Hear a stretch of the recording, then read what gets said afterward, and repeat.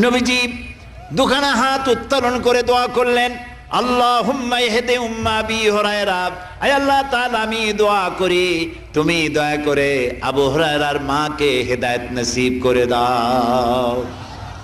রাসূলুল্লাহ দোয়া করলেন আল্লাহ ওর মায়ের হেদায়েত করে দাও। হযরত আবু হুরায়রা রাসূলের মুখে দোয়া শুনে দিয়েছেন দৌড়।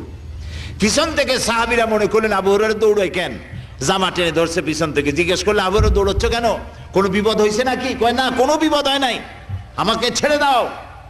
কেন, কি হয়েছে?